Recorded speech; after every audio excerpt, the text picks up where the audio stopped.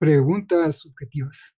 Hola, ¿qué tal? Bienvenidos a su podcast Preguntas Fantásticas y dónde encontrarlas con su amigo Leonel Morales. Hoy vamos a hablar sobre las preguntas subjetivas. Son el quinto tipo de preguntas de estas que hemos estado analizando.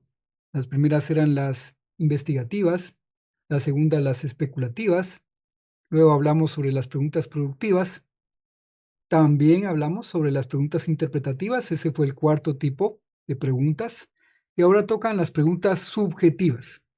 Estas son completamente diferentes a todas las demás. Son completamente diferentes porque tratan de ir o tratan de averiguar aquello que no se ha dicho, aquello que está pendiente de decirse, algo que nadie ha mencionado, pero puede estar en el ambiente. Y eso tiene mucho que ver con las emociones, los sentimientos, las preocupaciones, las afecciones internas de las personas. Y esas afecciones internas pueden afectar completamente el desarrollo de un proyecto, una inversión, una empresa, un emprendimiento. Pueden estar siendo afectados negativamente o positivamente, dependiendo del caso, por estas emociones, sentimientos, anhelos, frustraciones en las personas.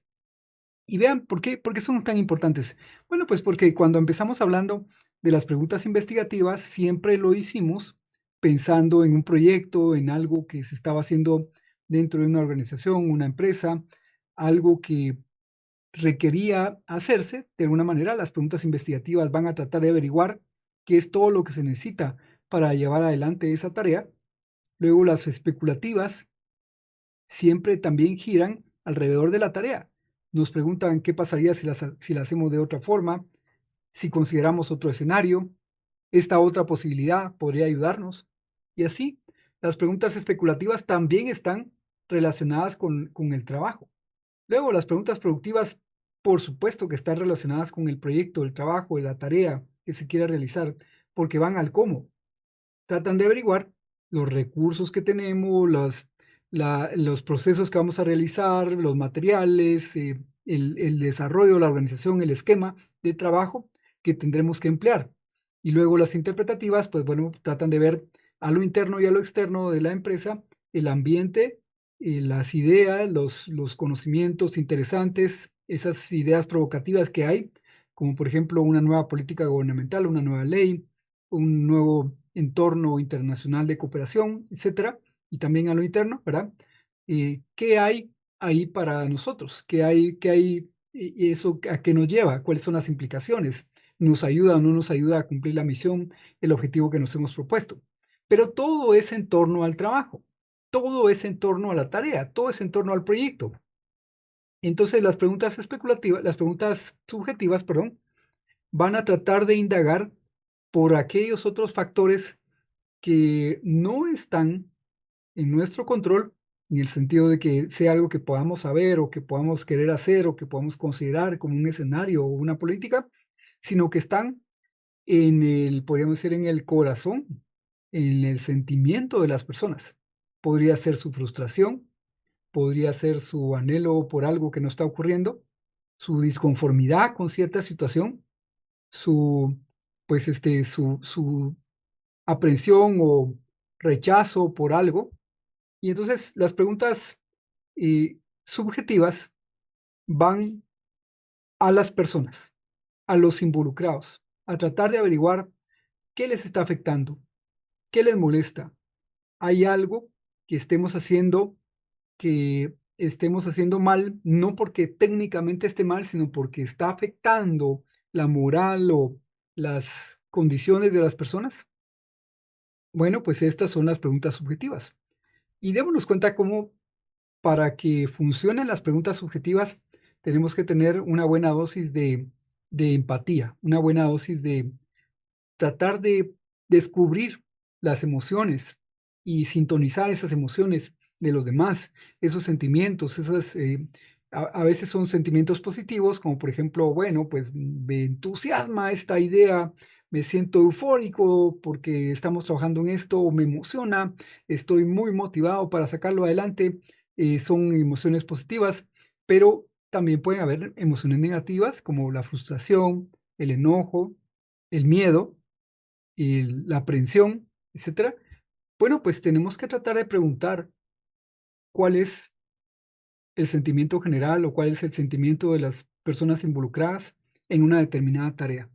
No son preguntas sencillas, porque normalmente tratan de averiguar aquello que no se ha mencionado, aquello que no se ha dicho. El elefante en el escritorio, se suele decir a veces, el elefante en la sala de reuniones, el elefante en la sala. Esa cosa que está ahí, nadie habla de ella, pero todo el mundo sabe que ahí está. Eso que está molestando, pues bueno, porque digamos que algunos gerentes en algunos estilos de dirección, de liderazgo, tratan de ignorar completamente estos estos factores, pero eso es un error.